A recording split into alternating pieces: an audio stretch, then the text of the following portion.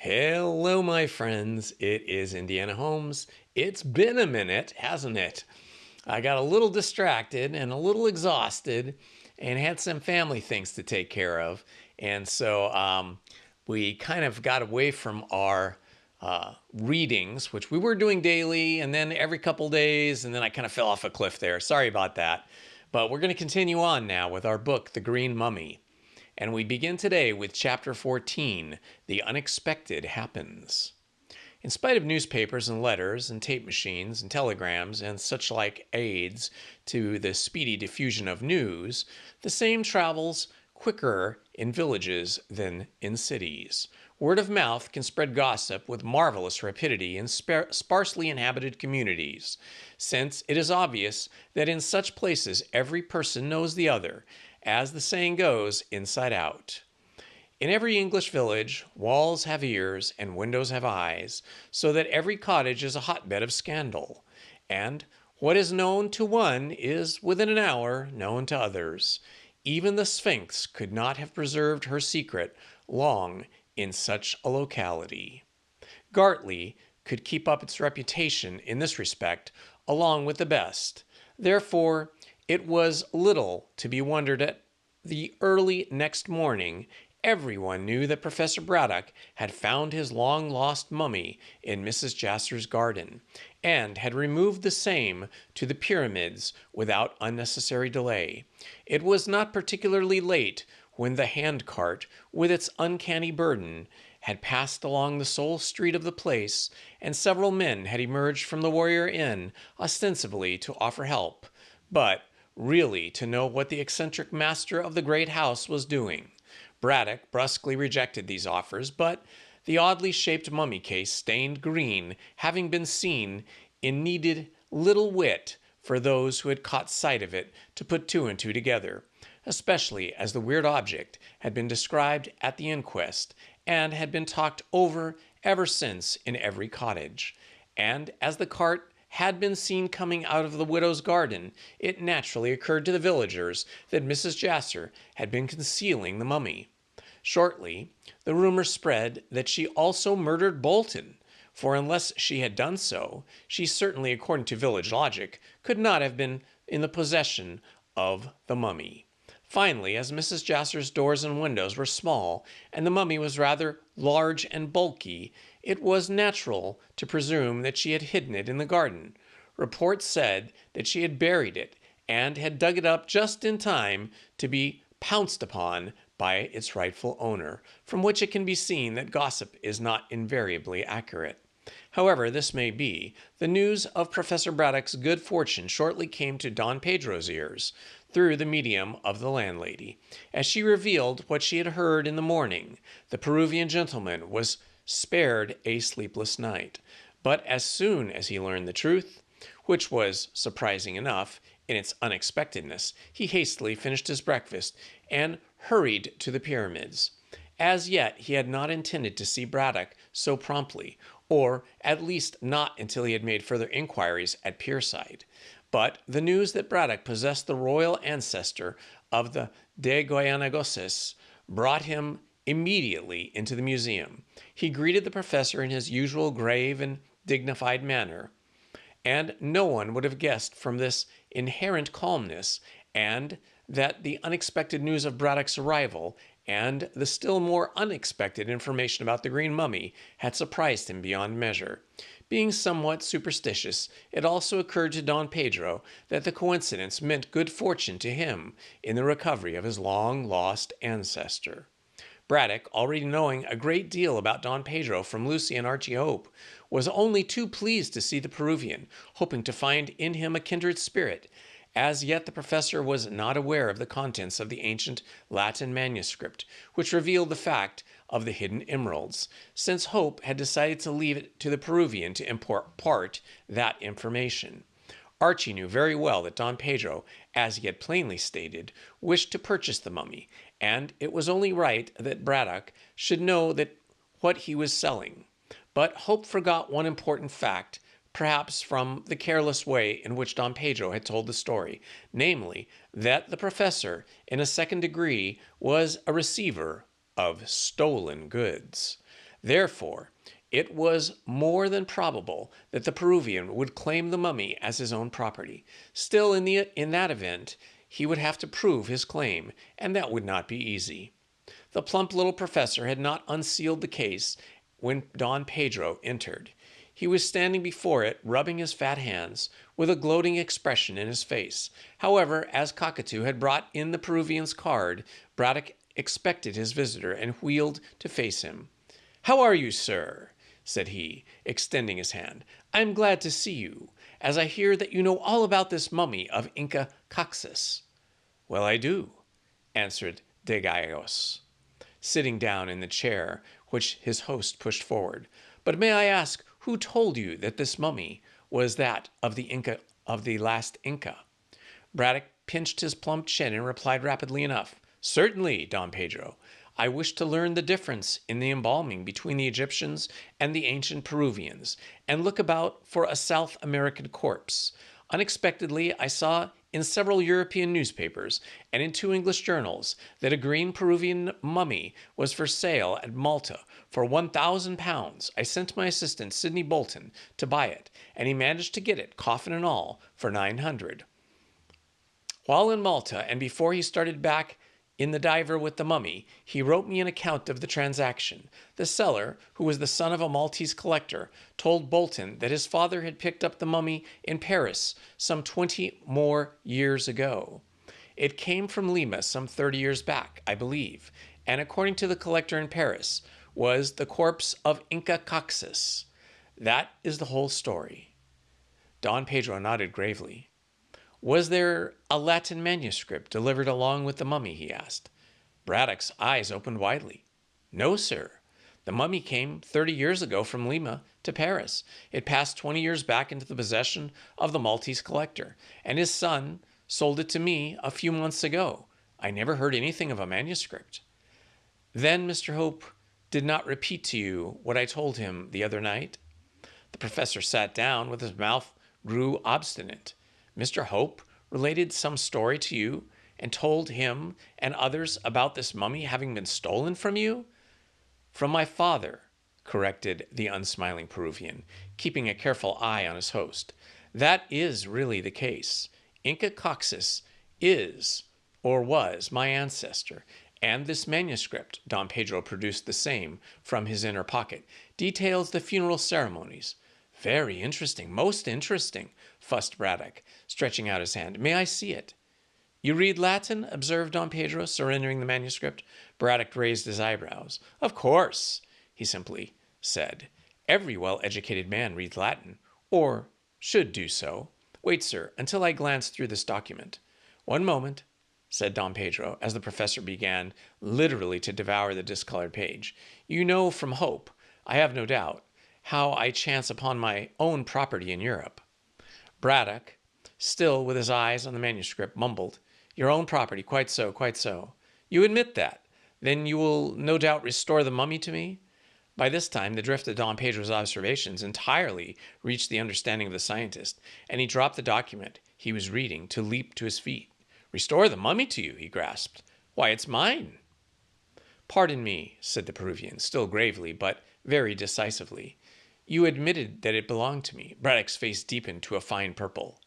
"I didn't know what I was saying," he protested. "How could I say it was your property when I have bought it for £900? It was stolen from me." "That has got to be proved," said Braddock caustically. Don Pedro rose, looking more like Don Quixote than ever. "I have the honor to give you my word, and yes, that is all right. I cast no imputation on your honor." "I should think not," said the other coldly but strongly. "All the same, you can scarcely expect me to part with so valuable an object." Braddock waved his hand towards the case, without strict inquiry into the circumstances. "And again, sir, even if you succeed in proving your ownership, I am not inclined to restore the mummy to you for nothing." "But it is stolen property you are keeping from me." "I know nothing about that. I have only your bare word that it is so, Don Pedro. All I know is that I paid £900 for the mummy, and that it cost the best part of another 100 to bring it to England. What I have, I keep." "Like your country," said the Peruvian sarcastically. Precisely, replied the professor suavely. Every English man has a bulldog tenacity of purpose. Bragg is a good dog, Don Pedro, but Holdfast is a better one. Then I understand, said the Peruvian, stretching out his hand to pick up the fallen manuscript, that you will keep the mummy? Certainly, said Braddock coolly, since I have paid for it. Also, I shall keep the jewels, which the manuscript tells me from a glance I obtained of it. Were you buried with it? Were they buried with it? The sole jewels buried are two large emeralds, which the mummy holds in its hands, explained Don Pedro, restoring the manuscript to his pocket. And I wish for them so that I may get money to restore the fortunes of my family. No, no, no, said Braddock forcibly. I have bought the mummy and the jewels with it. They will sell to supply me with money to fit out my expedition to the tomb of Queen Tosher. I shall dispute your claim, cried de Gallegos, losing his calmness. Braddock waved his hand with supreme contempt. I can give you the address of my lawyers, he retorted. Any steps you choose to take will only result in loss, and from what you hint, I should not think that you had much money to spend on litigation. Don Pedro bit his lip and saw that it was indeed a more difficult task than he had anticipated to make Braddock yield up his prize. If you were in Lima, he muttered, speaking Spanish in his excitement, you would then learn that I speak truly. I do not doubt your truth, answered the professor in the same language. De Gallegos wheeled and faced his host, much surprised. You speak my tongue, senor, he demanded. Braddock nodded. I have been in Spain, and I have been in Peru, he answered dryly. Therefore, I know classical Spanish and its colonial dialects. As to being in Lima, I was there, and I do not wish to go there again, as I had quite enough of those uncivilized parts 30 years ago, when the country was much disturbed after your civil war. You were in Lima 30 years ago? Echoed Don Pedro. Then you were there when Vasa stole this mummy.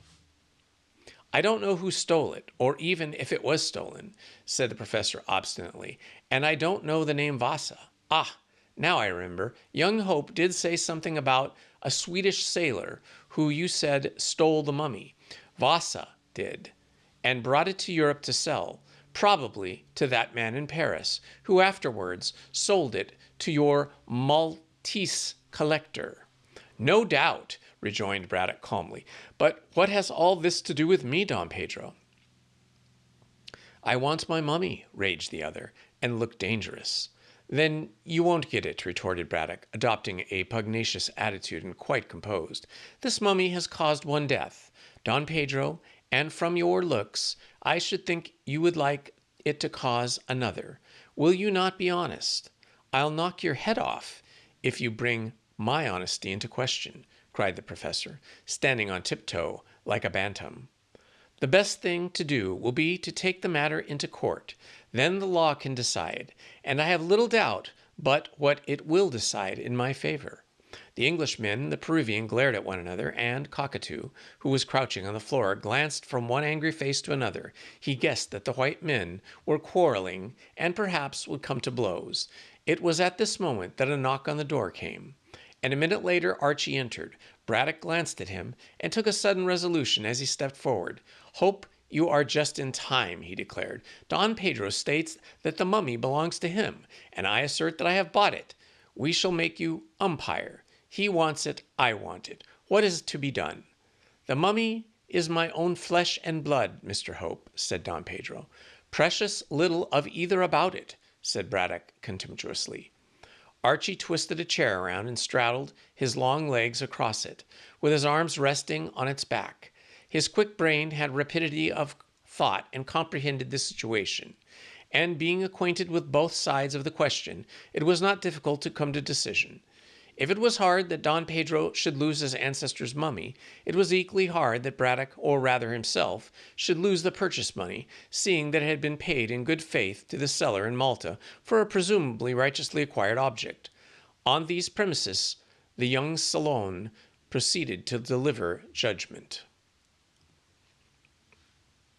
I understand, said he judiciously, that Don Pedro had the mummy stolen from him 30 years ago, and that you, Professor, bought it under the impression that the Maltese owner had the right to possess it. Yes, snapped Braddock. And I dare say the Maltese owner thought so too, since he bought it from a collector in Paris. Hope nodded. And if Vasa sold it to the man in Paris, said he calmly, he certainly would not tell the purchaser that he had looted the mummy in Lima. The poor man would not know what he was receiving was, in fact, stolen goods. Is that right, Don Pedro? Yes, sir, said the Peruvian, who had recovered from his temper and his gravity. But I declare solemnly that the mummy was stolen from my father and should belong to me. No one disputes that, said Archie cheerfully, but it ought to belong to the professor also, since he has bought it.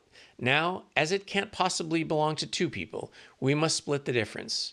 You, Professor, must sell back the mummy to Don Pedro for the price you paid for it, and then, Don Pedro, you must recompense Professor Braddock for his loss. I have not much money, said Don Pedro gravely. Still, I am willing to do as you say. I don't know that I am, protested Braddock noisily. There are 2 emeralds, which are of immense value, as Don Pedro says, and they belong to me since the mummy is in my property. Professor, said Archie solemnly, you must do right, even if you lose it.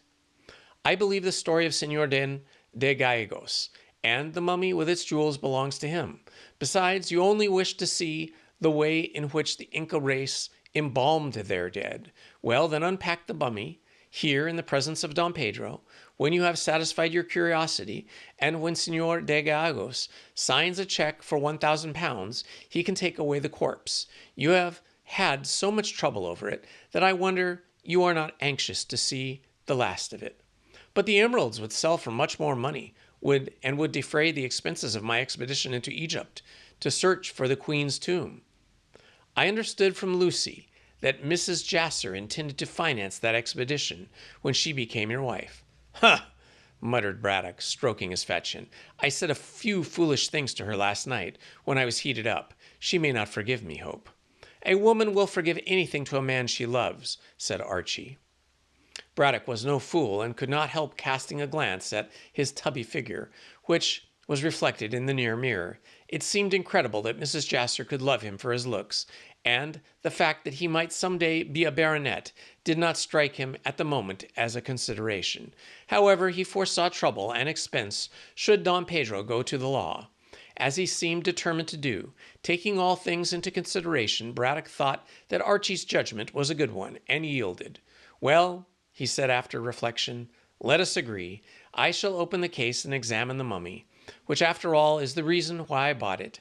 When I have satisfied myself as to the difference between the modes of embalming, Don Pedro can give me a check and take away the mummy. I only hope that he will have less trouble with it than I have had. And so speaking, Braddock, signing to Cockatoo to bring all the necessary tools, laid hands on the case. I am content, said Don Pedro briefly, and seated himself in a chair beside young Daniel, who had delivered judgment. Hope offered to assist the professor to open the case, but was dismissed with abrupt refusal. Though I am glad you are present to see the mummy unpacked, said Braddock, laboring at the lid is of the case, for if the emeralds are missing, Don Pedro might accuse me of stealing them. Why should the emeralds be missing? Asked Hope quickly. Braddock shrugged his shoulders. Sidney Bolton was killed, said he in a low voice, and it was not likely that anyone would commit murder for the sake of this mummy, and then leave it stranded at Mrs. Jasser's garden. I have my doubts about the safety of the emeralds, else I would not have consented to sell the thing back again. With this honest speech, the professor vigorously attacked the lid of the case and inserted a steel instrument into the cracks to pry open the covering. The lid was closed with wooden pegs in an antique but perfectly safe manner, and apparently had not been opened since the dead Inca had been laid to rest therein hundreds of years ago among the Andean mountains. Don Pedro winced at this desecration of the dead, but as he had given his consent, there was nothing left to do but to grin and bear it. In a wonderfully short space of time, considering the neatness of the workmanship and the holding power of the wooden pegs, the lid was removed. Then the 4 onlookers saw the mummy had been tampered with. Swathed in green llama wool, it lay rigid in its case, but the swathings had been cut. The hands protruded, and the emeralds were gone, torn rudely from the hand grip of the dead. Well, well, well, that is something that I think none of the parties truly expected, and something Don Pedro will be sorely missing.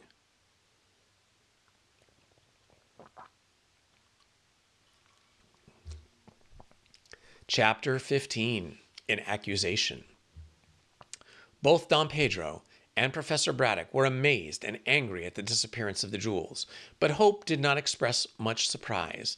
Considering the facts of the murder, it was just what he had expected, although it must be confessed that he was wise after the event.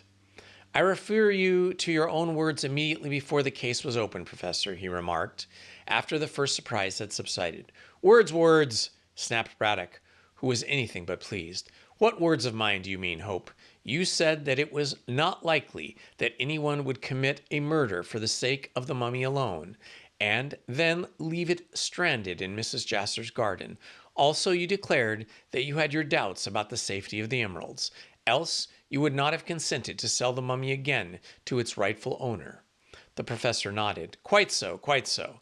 And what I say I hold to, he retorted, especially as I have proved myself a true prophet. You can both see for yourselves, he waved his hand towards the rifled case, what poor Sidney must have been killed for the sake of the emeralds. The question is, who killed him? The person who knew about the jewels, said Don Pedro promptly. Of course, but who knew? I was ignorant until you told me about the manuscript. And you, Hope? He searched Archie's face. Do you intend to accuse me? Questioned the young man, with a slight laugh. I assure you, Professor, that I was ignorant of what had been buried with the corpse until Don Pedro related his story the other night to myself and Random, and the ladies. Braddock turned impatiently to de Gallos, as he did not approve of Archie's apparent flippancy. Does anyone else know of the contents of this manuscript? He demanded irritably. Don Pedro nursed his chin and looked musingly on to the ground. It is just possible that Vasa may. Vasa. Oh yes, the sailor who stole the mummy 30 years ago from your father in Lima. Pooh. You tell me that this manuscript is written in Latin, and evidently in monkish Latin at that, which is of the worst. Your sailor could not read it and would not know the value of the manuscript. If he had, he would not have carried it off. Senor, said the Peruvian politely, I have an idea that my father made a translation of this manuscript, or at all events a copy. But I understood, put in Hope, still astride his chair, that you did not find the original manuscript until your father died. That is quite true, sir, assented the other readily. But I did not tell you everything the other night. My father, it was who found the manuscript at Cusco. And although I cannot state authoritatively, yet I believe I am correct in saying that he had a copy made. But whether the copy was merely a transcript or an actual translation, I cannot tell. I think it was the former, as if Vasa, reading a translation, had learned of the jewels. He undoubtedly would have stolen them before selling the mummy to the Parisian collector. Perhaps he did, said Braddock, pointing to the rifled corpse. You see what the emeralds are missing. Your assistant assassin stole them, insisted Don Pedro, coldly. We cannot be sure of that, retorted Professor. Although I admit that no man would jeopardize his neck for the sake of a corpse.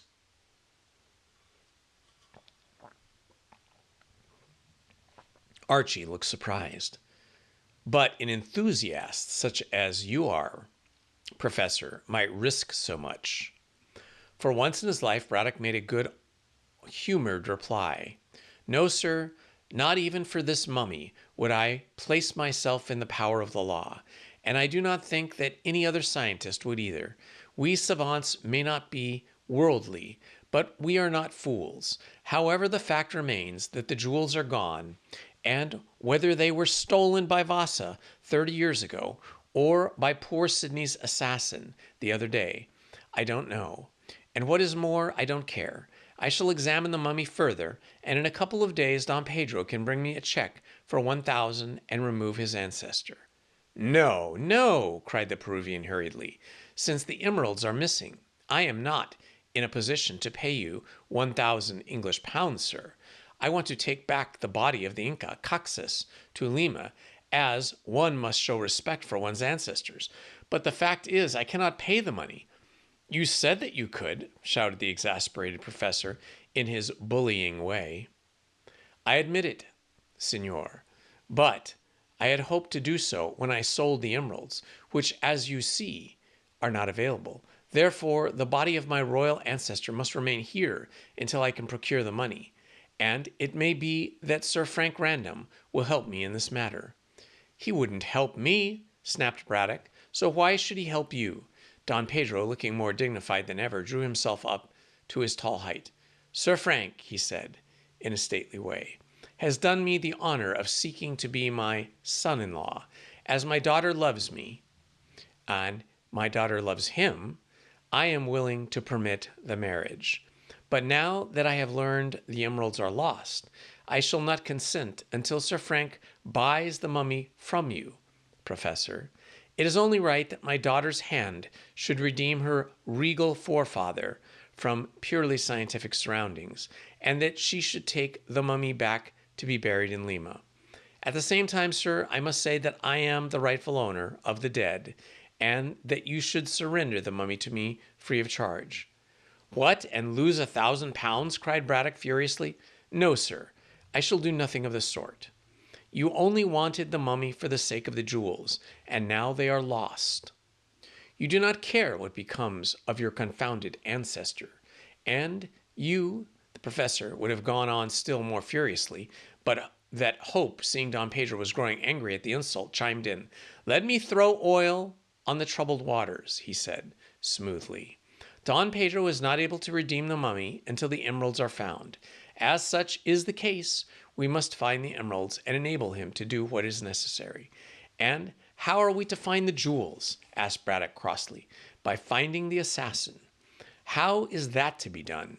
Asked de Gallegos gloomily. I have been doing my best at Pierside, but I cannot find a single clue.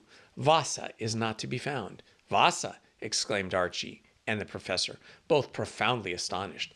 Don Pedro raised his eyebrows. Certainly, Vasa, if anyone, must have killed your assistant, since he alone could have known of the jewels were buried with the Inca Caxas. But, my dear sir, argued Hope good-naturedly, if Vasa stole the manuscript, whether translated or not, he certainly must have learned the truth long, long ago, since 30 years have elapsed. In that event, it must have been stolen. He must have stolen the jewels, as Professor Braddock remarked lately, before he sold the mummy to the Parisian collector. That may be so, said Don Pedro obstinately, while the professor muttered his approval. But we cannot be certain to that point. No one, I agree with the professor in this, would have risked the neck, or their neck, to steal a mere mummy. Therefore, the motive for the committal of the crime must have been for the emeralds. Only Vasa knew of their existence outside of myself and my father. He, therefore, must be the assassin. I shall hunt for him, and when I find him, I shall have him arrested. But you can't possibly recognize the man after 30 years, argued Braddock disbelievingly. I have a royal memory for faces, said Don Pedro imperturbably. And in the past I saw much of Vasa. He was then a young sailor of 20. Huh, muttered Braddock. He is now 50, and must have changed in 30 years. You'll never recognize him. Oh, I think so, said the Peruvian smoothly.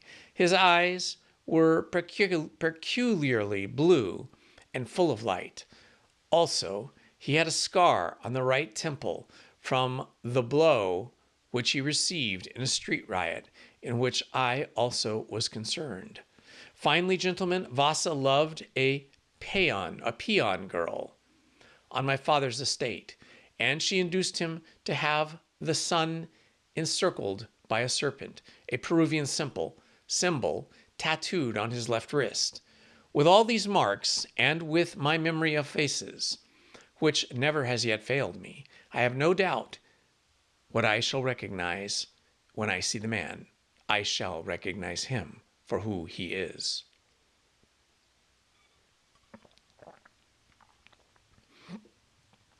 And then? And then I shall have him arrested. Hope shrugged his square shoulders.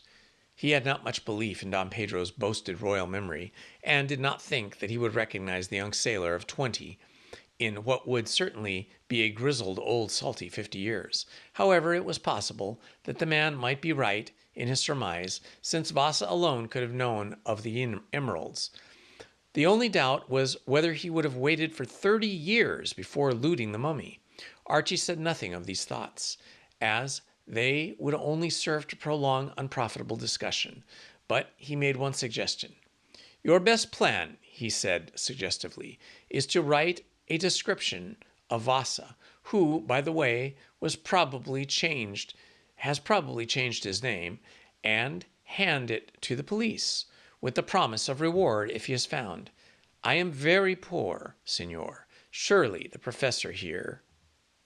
I can offer nothing, said Braddock quickly, as I am quite as poor as you, if not more so. Sir Frank might help, he added sarcastically. I shall not ask, said Don Pedro loftily. If Sir Frank chooses to become my son-in-law by purchasing back my royal ancestor, to which you have no right, I am willing that it should be so. But poor as I am, I shall offer a reward myself, since the honor of the De Gallegos is involved in this matter. What reward do you suggest, Mr. Hope?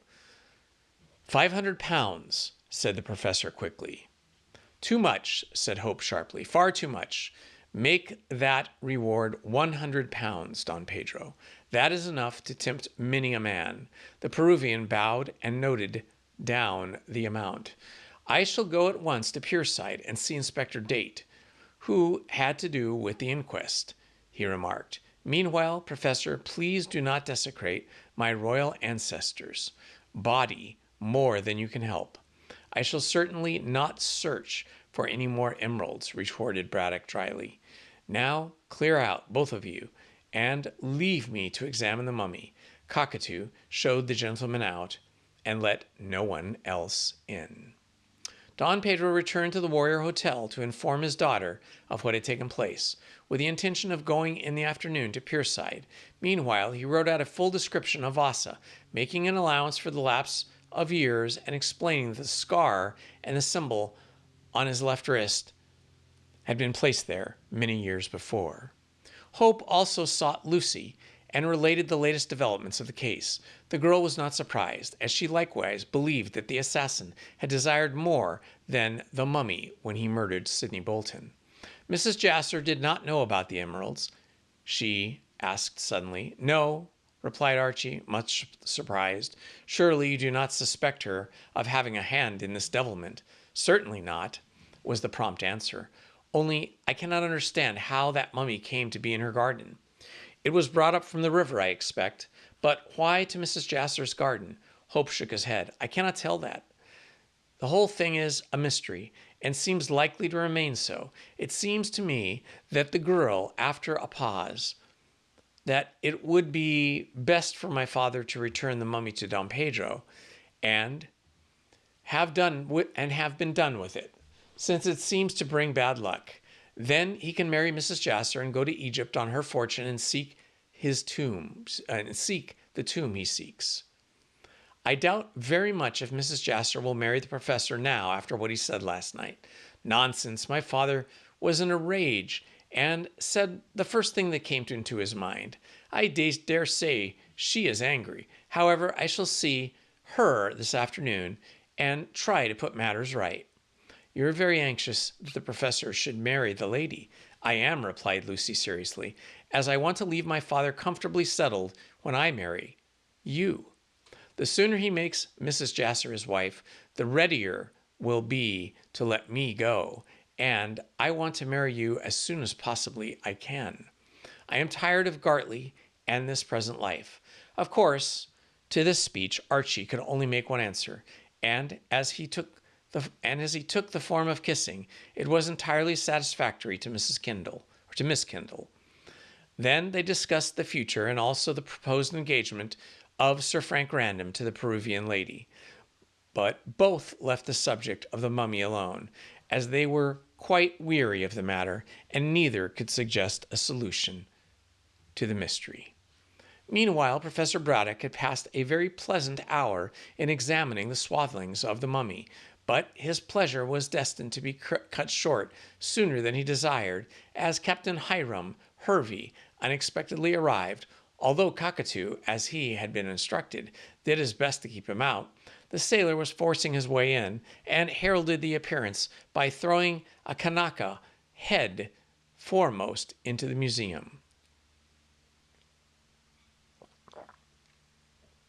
"What does this mean?" demanded the fiery professor, while Cockatoo, with an angry expression, struggled to his feet, and Hervey, smoking his inevitable cheroot, stood on the threshold. "How dare you treat my property in this careless way?"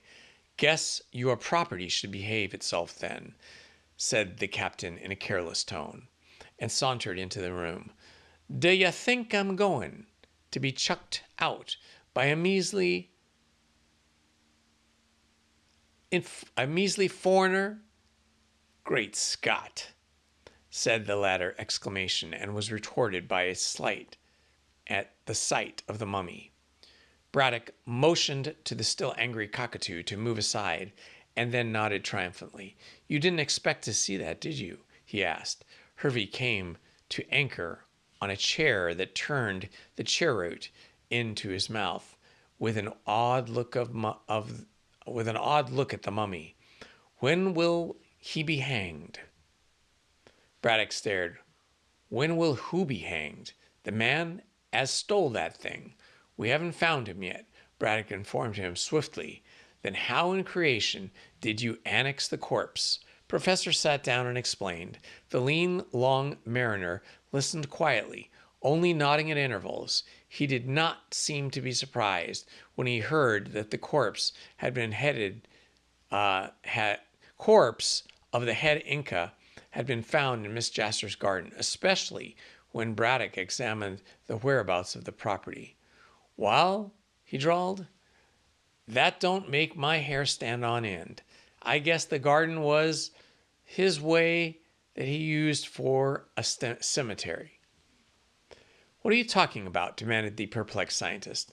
"About the man who strangled your help and yanked away the corpse. But I don't know who he was. Nobody knows. Go slow, I do." Braddock started and flung himself across the room to seize Harvey by the lapels of his reefer coat. Tell me, who is he, so I can get the emeralds." "Emeralds?" Harvey removed Braddock's plump hands from his stared greedily. "Don't you know?" "No, of course you don't. But 2 emeralds were buried with the mummy, and they have been stolen." "By who?" "No doubt by the assassin who murdered poor Sidney."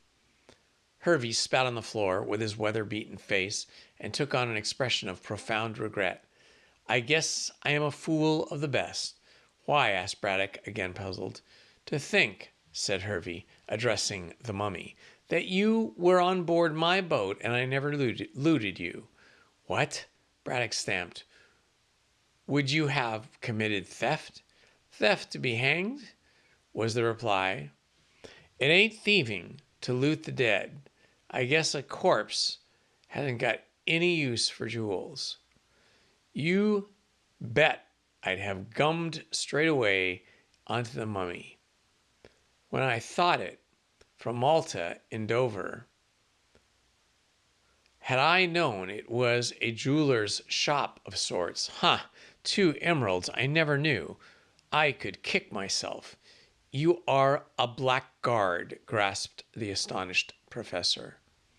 "Oh, shucks," was the elegant retort. "Give it a rest. I'm no worse than that dandy gentleman who added murder to stealing, anyhow." "Ah!" Braddock bounded off his chair like an Indian rubber ball. "You said that you knew who committed the murders." "Well," drawled Hervey again, "I do and I don't. That is, I suspect, but I can't answer to the business before a judge. Who killed Bolton? Asked the professor furiously. Tell me at once.